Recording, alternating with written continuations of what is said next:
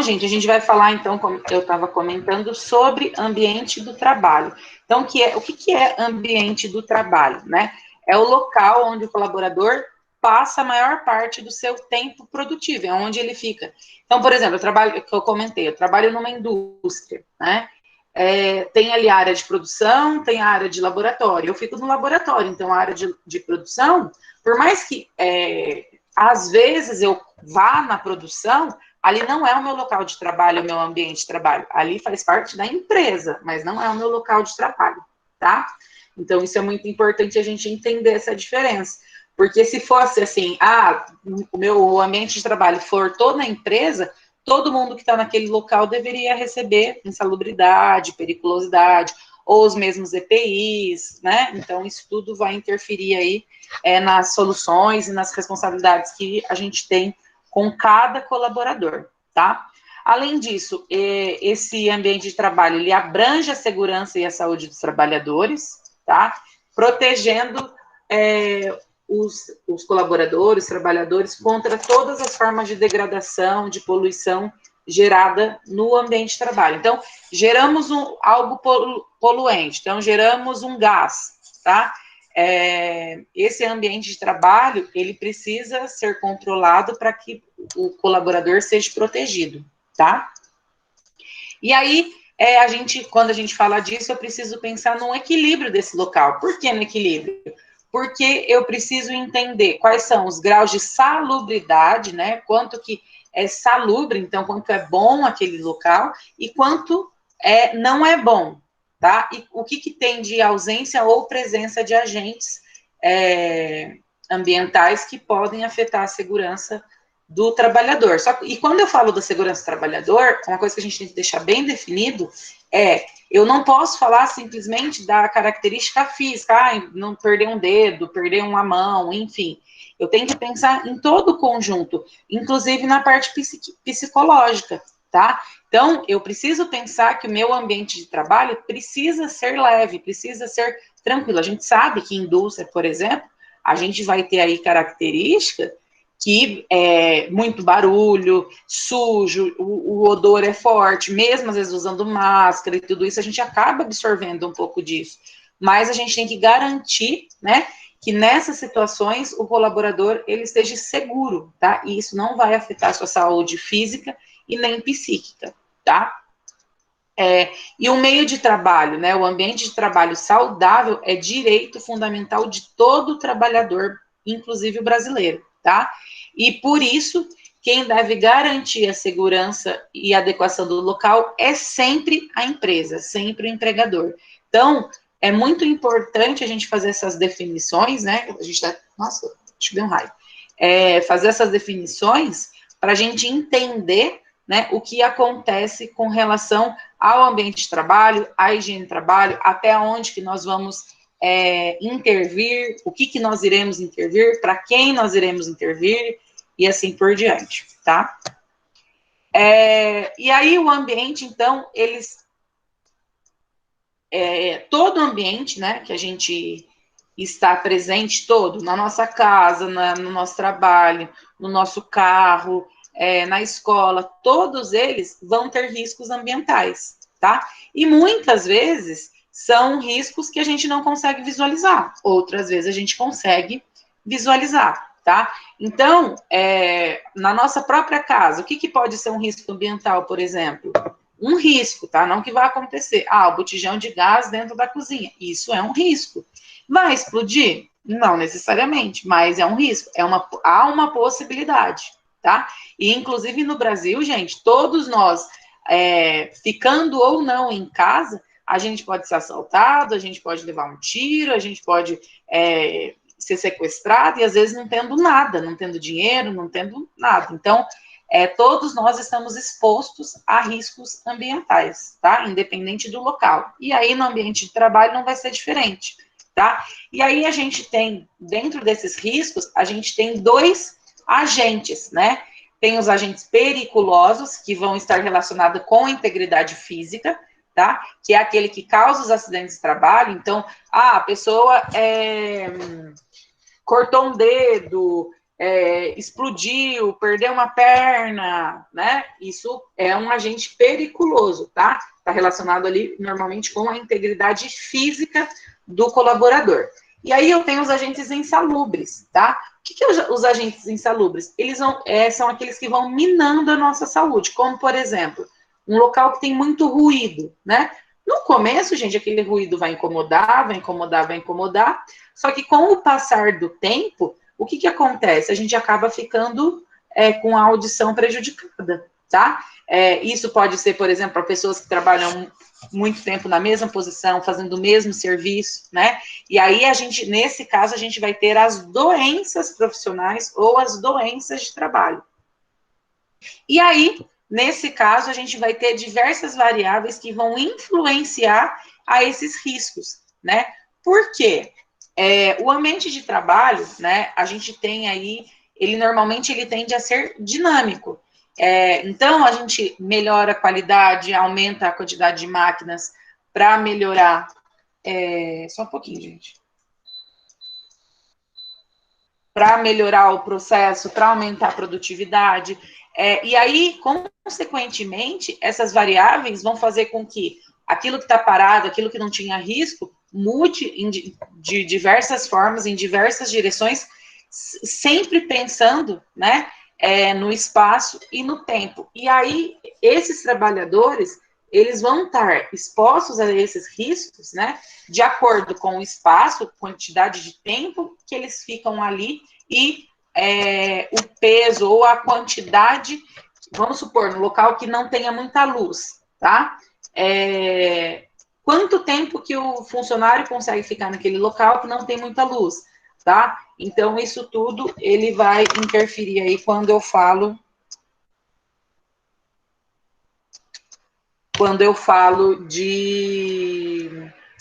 dos riscos que o trabalhador pode sofrer, tá? E aí, normalmente, a partir dessas influências, né, dessas variáveis, as organizações vão se adaptando ao ambiente, modificando a sua inércia, né? E para quê? Para que o sistema, para que a globalização não engula ela e ela acaba diminuindo de tamanho. Então, alguns fenômenos, né, vão influenciar nessa mudança de inércia dessas organizações, dessas empresas. Então, o que pode mudar, né? Que é o que eu comentei. Então, a globalização pode fazer com que a gente saia daquele local que a gente estava. Aqui eu não tinha risco, mas eu também não ganhava muito e eu não tinha muitas pessoas com que eu competia. Mas a partir de agora, globalizou, todo mundo tem acesso às informações. Então, eu preciso me mover. A partir do processo de preciso me mover, eu acabo sendo influenciado, né, por essas mudanças e tendo aí a possibilidade do aumento ou a diminuição dos riscos. Então, cadeia de valor, lucratividade, capacidade de produção, a mudança dos parâmetros e de qualidade do serviço, a legislação, às vezes a legislação fala, você não pode mais trabalhar com essa quantidade de energia, de gás, enfim, porque visualizou que aquilo ali pode trazer algum mal, pode trazer alguma característica para o colaborador, tá? E uma coisa que hoje, principalmente hoje em dia, altera muito, né, são as tecnologias, tá? Então, as tecnologias vêm alterando, por quê? Porque antigamente a gente andava, a gente fazia exercício físico, a gente fazia esforço físico até no próprio trabalho, e hoje em dia o que a gente faz? Senta na frente do computador e pega e fica ali trabalhando com planilhas muitas vezes. Porque eu tenho acesso a tudo, né? Através do computador, da internet, das câmeras, enfim. E aí, a partir disso, né, a gente vai ter problemas que vão degradar o ambiente de trabalho. E aí, desses problemas, os mais comuns são, tá? Instalações inadequadas, eu já vou falar de alguns casos específicos, tá? Ausência de isolamento térmico, falta de controle da qualidade do ar, presença de partículas de produtos químicos e poeira, ruídos e vibrações excessivas, condições sanitárias precárias, iluminação e ventilação deficiente, falta de EPIs adequados, além de outros fatores que podem comprometer a saúde do colaborador. Então, quando eu falo, né, por exemplo, de instalações inadequadas, eu vou falar de coisas que eu conheço, tá? Vocês podem comentar aí no chat, depois a gente fala um pouquinho sobre o que acontece nos ambientes de trabalho. Não vou falar nem de indústria de alimentos, agora eu vou falar de restaurantes, tá? Restaurante, cozinhas, né? Gente, se vocês verem, né, o que acontece em muitas cozinhas, a falta de instalações elétricas adequadas, e numa cozinha eu preciso lavar parede, eu preciso lavar chão, teto, eu preciso lavar tudo. E aí, às vezes, a instalação elétrica não está feita de forma adequada, o que acontece? Na hora que eu jogo uma água, um sabão para lavar a parede, eu acabo levando choque, eu acabo me machucando, isso pode gerar problemas, né, prejuízo, porque ele pode queimar um equipamento, e é muito comum acontecer, tá? Ter instalação, isso estou falando de instalação elétrica, nem estou falando de outras instalações, tá?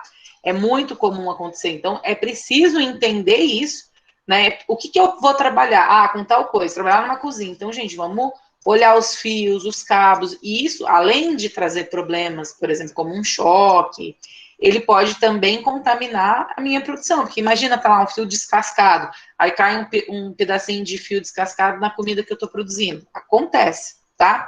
Um outro exemplo, principalmente na área de alimentos, tá? É as condições sanitárias precárias. Então, o local onde as pessoas trabalham é muito precário, não é limpo, tá? Mas não só na área de alimentos a gente tem essas condições sanitárias precárias. Por exemplo, num local que trabalha com conserto de carro, tá? Mecânica.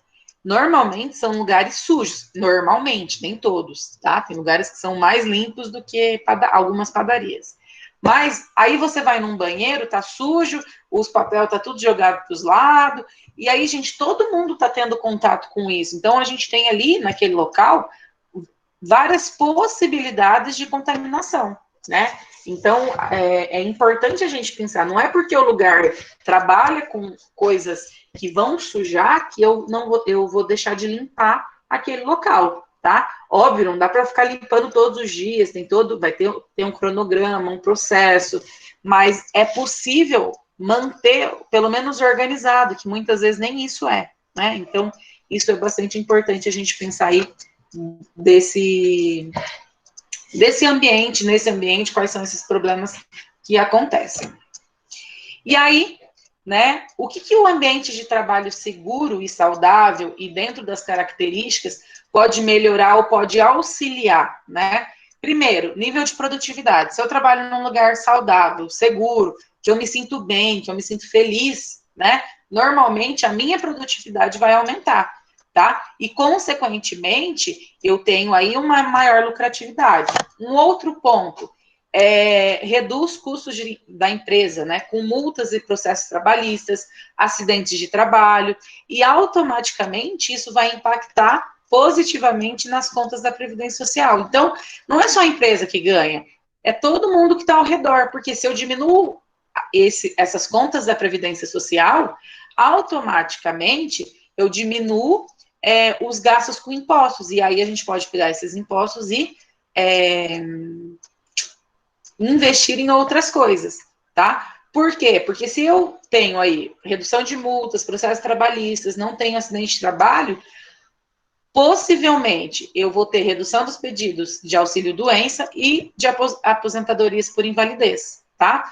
E isso automaticamente contribui para que a Previdência Social funcione de maneira limpa, sem peso, né? Sem ter que estar buscando outros valores, tá? Além disso, existe a diminuição, tá? De internações e tratamentos das vítimas de acidentes de trabalho no sistema público de saúde, porque quando acontece, né, um acidente de trabalho, normalmente é atendido pelo SUS, tá? E uma coisa muito importante quando a gente fala disso é pensar no que a gente está vivendo hoje, né? Hoje, se algum de vocês ou algum dos funcionários de vocês sofreu um acidente de trabalho, possivelmente ele não vai ter UTI. E aí ele pode até partir dessa para uma melhor, que é melhor mesmo, com certeza. Mas, imagina o peso que você vai levar para o resto da vida no seu trabalho. além desse peso, pensa comigo, você pode, nesse momento, nessa situação, além de tudo, responder criminalmente, se foi uma culpa sua, né? Porque você não fez os processos que precisam ser feitos lá da segurança do trabalho, tá? Então, isso tudo é importante a gente pensar num ambiente de trabalho saudável. Além disso, né, para a gente garantir e melhorar essa qualidade do meio ambiente de trabalho, tá? É importantíssimo e necessário que a gente tenha os órgãos fiscalizadores, né? As autoridades públicas, elas precisam fiscalizar o ambiente de trabalho, né? E com isso, a partir eu fiscalizei e encontrei um problema, o que eu tenho que fazer? Eu tenho que penalizar, mexer no bolso da empresa, tá? Daquelas empresas que não cumprem as normas e leis para a segurança e saúde do trabalhador, tá? Então, isso é muito importante a gente cobrar do poder público, cobrar das agências que fazem a fiscalização, né, do Ministério do Trabalho, para que, caso não esteja de acordo com o que deveria estar, essas pessoas sejam multadas, sejam responsabilizadas pela falta, né, do cumprimento dessas leis. E aí, um outro ponto, né, e isso é super importante para todos vocês, que é vocês, trabalhadores, participar efetivamente das CIPAs, né, que é onde as... Oi? Boa noite, entrei meio atrasado aí. Então, a gente tem aí as CIPAs, né? O que é CIPA? Quem sabe o que é CIPA? CIPA se eu não me engano, lá onde eu trabalhei no Mufato, eu tinha sobre o encarregado que ele era presidente da CIPA, né? Eu acho que mexe, faz orientação sobre negócio de acidente de trabalho e prevenção, alguma coisa assim, não é? Professora, Mais ou a menos. CIPA é comissão interna? É uma comissão interna onde tem várias pessoas que vão trabalhar para prevenir os acidentes de trabalho. Então, nas empresas, né? Isso. É o grupo de pessoas que vai cobrar da própria empresa para que seja cumprido as normas, tá? Da segurança do trabalho e também que vai cobrar dos colaboradores. Não é só eu cobro a empresa e os colaboradores podem fazer o que quer. Não, tá? E além disso, as pessoas que participam da CIPA, elas têm estabilidade no emprego, tá? Tem um tempo lá de estabilidade. Por que tem essa estabilidade? Porque é a pessoa que vai ficar cobrando. E aí, imagina assim, ela fica cobrando. Aí o patrão fala, você tá me enchendo o saco, vou te mandar embora. Mas ele não pode, tá? Então, gente, vocês, principalmente fazendo técnico de segurança do trabalho, na próxima comissão que tiver, na próxima eleição, façam parte, vão atrás, perguntem o que vocês podem fazer. Por quê? Porque isso é uma forma das pessoas verem vocês, uma forma de vocês melhorarem de trabalho, melhorarem de emprego, de cargo, né, ganharem mais, porque eu creio que todos vocês, além de querer aprender, tá aqui para garantir um melhor recurso, né, para você e para sua família. Então, é muito importante as pessoas te conhecerem. E, às vezes, a forma com que a gente trata, nesse momento, dessa comissão, a empresa, nas conversas, nas reuniões, vai fazer muita diferença para a sua vida. E aí você já vai estar pegando um pouquinho do que você aprende aqui no curso e já vai estar aplicando lá na empresa que você trabalha. Então, isso vai demonstrar quem é você, as pessoas vão te conhecer, porque muitas vezes você nem é conhecido, as pessoas nem sabem da sua existência, né? Só as pessoas estão ali prontamente ligadas a você, tá? E pode participar qualquer pessoa da empresa, tá? Tem ali uma eleição para ter o presidente, para ter o conselho, mas é um grupo de pessoas, de funcionários que se reúnem para garantir aí a segurança do trabalho e a diminuição dos acidentes de trabalho. E aí, né, de acordo com a legislação, eu tenho, né, a gente tem, na verdade, a possibilidade de... eu encontrei um problema, encontrei um agente causador... chama ele lá, tô precisando conversar com ele. Opa!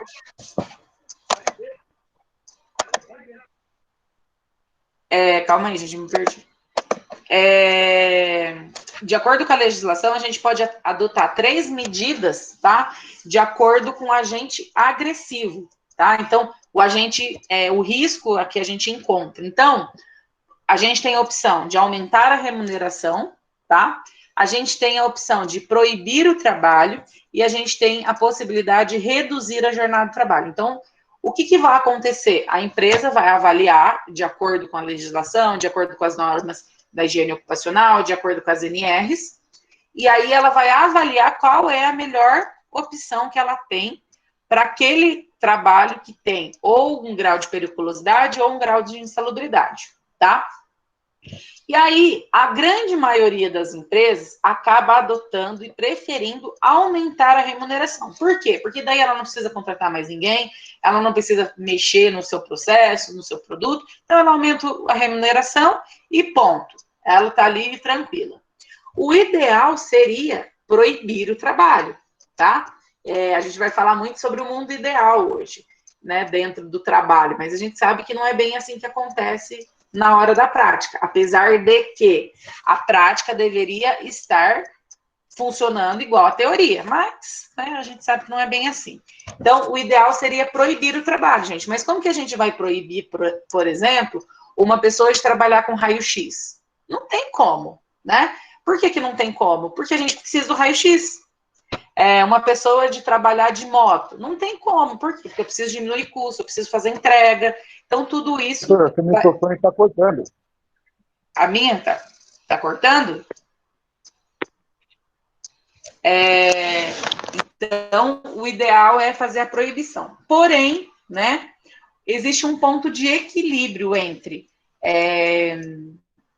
como reduzir esses problemas, esses agentes agressivos, esses riscos ambientais, tá? Que é o quê? Reduzir o trabalho. Então, a pessoa trabalha 8 horas, então ela pode trabalhar 6, ela pode trabalhar 4, tá? Esse é um ponto de equilíbrio que as empresas encontram, mas mesmo assim elas acabam adotando, na sua grande maioria, o aumento da remuneração através do grau de insalubridade ou até mesmo da periculosidade. E aí, as pessoas vão receber um ou outro, tá? Nunca se recebe os dois.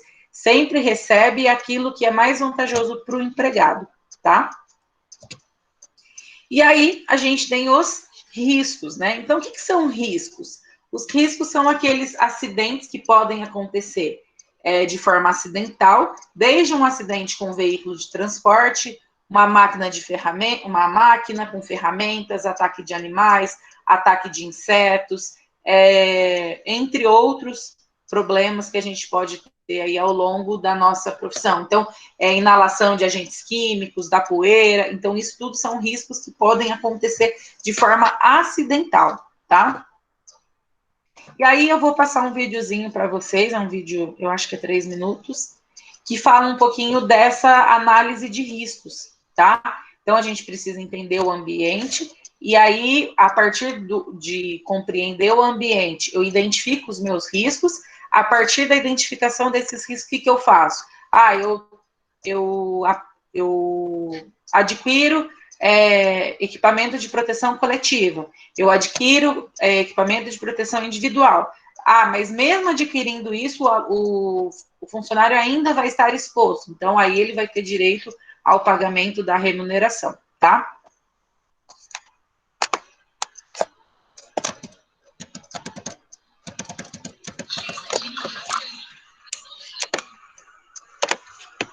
Só um pouquinho, gente.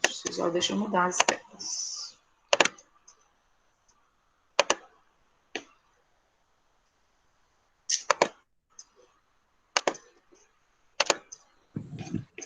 Senhora Manuela, devido com as empresas que estão adotando o sistema de banco de hora, a atuação da CIPA perde a sua autonomia ou é a mesma forma? É da mesma forma. O banco de horas não vai interferir no funcionamento da CIPA, não. Vou pôr o videozinho, só deixa eu carregar ele aqui. Eu vou desligar a câmera só para não ficar travando para vocês, tá? Mas daí eu já abro para vocês aí.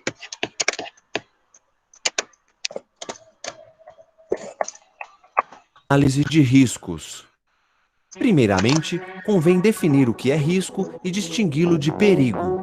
O risco é uma medida da perda ou dano, seja econômico, ambiental ou da vida humana, que está relacionado à frequência com que o dano ou perda ocorre e à magnitude que ele atinge.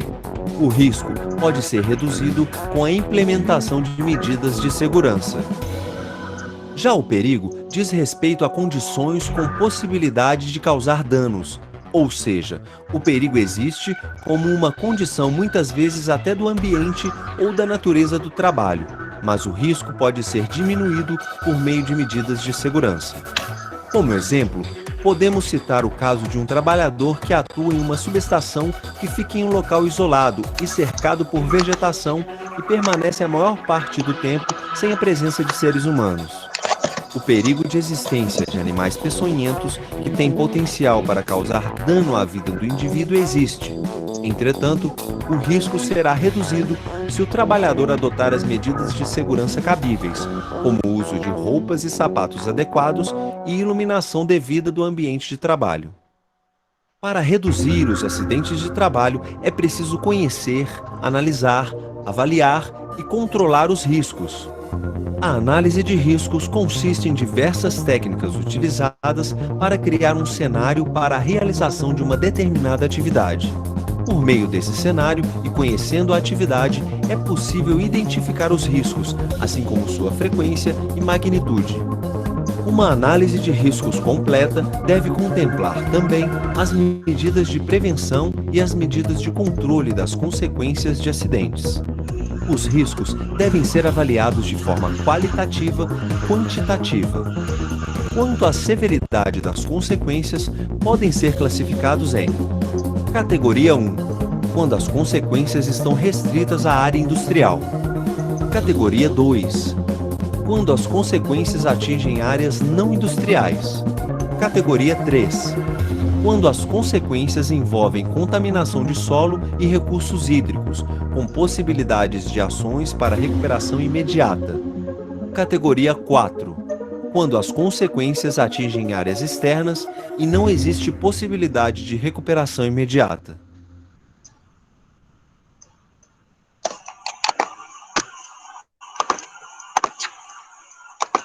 Então, gente, aqui fala um pouquinho sobre as técnicas de análise de risco, que é o ponto principal, vamos colocar assim, né, da aula de hoje. Então, é como a gente vai fazer essa análise de risco, quão importante é fazer. Então, ali, eu dei um vídeo deu o exemplo de um local que é numa subestação, provavelmente de energia, né, e normalmente, quando a gente fala de uma subestação, ele está rodeado por muito mato, entulhos, e aí isso vem trazer, né, problema para a saúde aí do colaborador. Por quê? Porque pode ter a presença de ratos, aranha, cobra, entre outras coisas. Então, você viu que existe o risco? Existe, mas se eu coloco iluminação do equipamento de proteção individual, eu diminuo esse risco, tá? Então, isso vem e me auxilia. Então, por mais que a gente às vezes pense assim, eu vou fazer o papel, ficar cobrando a empresa, falar que a empresa tem que pagar tudo. Não, eu vou criar soluções, né, para garantir que a vida do meu colaborador vai ser cuidada, vai ter segurança, né, que ele não vai sofrer nenhum problema, nenhum risco, mas a empresa vai ter o custo ali, talvez, com uma EPI, com treinamento, mas não vai ter custos mirabolantes, né? Porque imagina assim, num local que trabalha 30 pessoas, todo mundo ganhando 30% a mais, ou 40% a mais. Se você fizesse, às vezes, um trabalho direito, não, um trabalho mais correto, uma análise mais correta, em conjunto com o médico do trabalho, com o engenheiro de segurança do trabalho, eu conseguiria diminuir aí esses valores ou até mesmo não pagar, tá? Joel Miranda, tá, eu já leio, tá, João? Então, é bastante, Joel, é bastante importante, né, a gente entender aonde é o ambiente que eu estou, o que engloba o ambiente para cada trabalhador, para eu poder fazer essa avaliação aí e ter um resultado satisfatório, tanto para a empresa, quanto para você, como também para o funcionário, né? Eu preciso entender que no momento de uma análise de risco, eu vou ter que garantir o ideal para todo mundo, né? A gente fala muito sobre o mundo ideal na disciplina de higiene e segurança do trabalho, que eu levo na aula da outra turma, a gente falou muito sobre, né? A gente vive muito, tipo assim, eu faço, a gente tem que fazer isso, isso e isso. Ah, mas lá na minha empresa não faz, na minha não sei o que não faz. E aí a gente tem que avaliar, não faz porque eles estão errados, ou não faz porque ele dá a opção de ter o EPI, de ter o EPC, que é o coletivo. Então, o que ele faz que consegue minimizar isso, tá? E aí, por exemplo, vai ser uma parte da aula que eu vou dar para a turma depois de vocês, para a pessoa que está no terceiro ano. Eu estava, né, hoje lendo, estudando para dar a aula, e aí a gente fala um pouquinho, às vezes, sobre ruído, né? E aí, o quanto que o ruído pode satisfazer, né, pode ser responsável pela surdez de um funcionário. Então, existem diversas normas, tá, gente, que vai me garantir até onde que eu posso ir. Então, por exemplo, o ideal, tá, para uma pessoa, para um trabalho de 8 horas, é ficar num local com até 85 decibéis, tá? Até 85 decibéis, por 8 horas. Se caso vocês forem lá e medir isso e der 90 decibéis, tá? O ideal seria fazer o quê? Reduzir o tempo de trabalho daquele trabalhador. Ele reduz, eu acho que, se eu não me engano, é para 4 horas, tá? Então, de 8 vai para 4, por só aumentar 5 decibéis. Só que não é só isso que eu tenho que fazer, eu também tenho que ter algumas ações de controle, antes mesmo de chegar nesses 85%. Que, na verdade, o que acontece? Quando eu falo do ruído, eu tenho lá os decibéis, só que até 80%, tá? Eu tenho... Calma aí, deixa eu tentar explicar diferente. Eu vou ter lá os 5 decibéis, que é de 85 para 90, dá 5 decibéis. Só que eu tenho limite de controle, tá? O limite até onde que eu posso ir, que é até 80. A partir de 80, eu tenho que pensar quais são as medidas de controle que eu vou adotar para aqueles funcionários. Então, não é o meu máximo, que é 85. Não, eu começo a trabalhar antes, que normalmente é 50% do que o funcionário ou colaborador pode estar exposto, tá? Então, é bastante interessante quando a gente fala de higiene e segurança do trabalho. É muita coisa para ler, tá? Preparem-se que vocês vão ler bastante legislação, fazer interpretação de legislação, mas é muito importante, porque vocês conseguem garantir a segurança, tanto da empresa como do colaborador, não é só do colaborador. Por quê? Porque se eu faço os relatórios corretos, o PPRA e tudo que está englobando isso, eu consigo, tá, garantir que eu vou diminuir multa, que eu vou diminuir insatisfação do funcionário, e isso tudo traz benefícios para a empresa, ok? Só vou finalizar aqui a primeira gravação e aí a gente conversa.